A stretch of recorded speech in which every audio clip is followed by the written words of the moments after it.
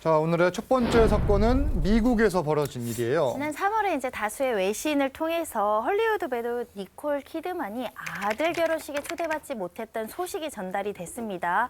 아들 코너 크루즈는 여자친구랑 이탈리아에서 결혼하기로 예정이 되어 있었는데 어머니를 그 초대 손님 명단에서 제외시켰다고 알려지고 있습니다. 그 이유는 전 남편 탐 크루즈가 반대했기 때문이라고 알려지고 있습니다. 자, 그러면 전 남편은 왜 반대를 한 겁니까? 일단 탐 크루즈 입장에서는 아들의 결혼식에 니콜 키드먼이 오는 것 자체를 굉장히 싫어했던 것 같은데 가장 중요한 이유는 나는 니콜 키드먼이 보고 싶지 않다.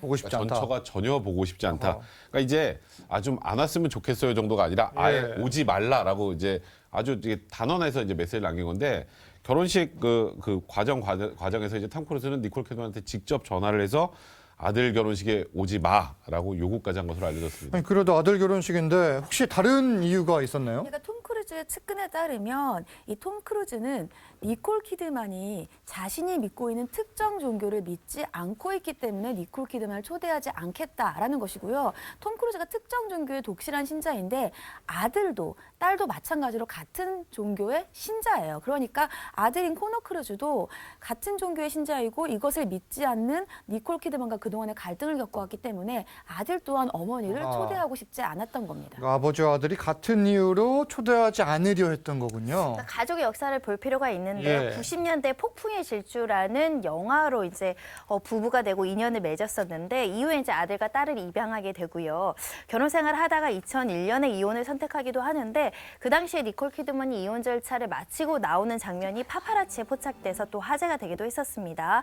근데 그 당시에 이혼을 하면서 이 자녀들에 대한 양육권을 누가 가지느냐 이것도 이제 문제가 됐었는데 탐 크루즈가 이제 자녀들에 대한 양육권을 이제 끝까지 유지했던 것으로 알려지고 있고요. 일각에선 자녀들이 아버지를 선택했다는 말도 있고 변호사를 통해서 법률적으로 친권을 가져왔다는 이야기도 있지만 자녀들은 예. 니콜 키드먼이 아니라 탐 크루즈랑 지내왔던 것으로 보입니다. 앞서 열린 딸 결혼식에도 참석하지 못했다고 해요. 지금 이번에 아들 코너 크루즈의 결혼식에 참석 못하는 것도 못한 거지만 예. 2015년에 이제 딸 이사벨라 크루즈의 결혼식이 있었는데 그때도 니콜 키드먼은 참석을 하지 못했습니다. 참석하지 못했던 것은 뭐 이사벨라도 나는 엄마하고 전혀 이제 교류하지 않는다 이런 얘기까지 이제 밝혔기 때문에 그러니까 딸과의 교류가 부족했던 것도 불참의 원인이 됐었는데 이제 문제는 예. 그때는 니콜 키드먼만 참석을 못한 게 아니고요. 탐 크루즈도 못했고 동생인 코너 크루즈도 못했습니다.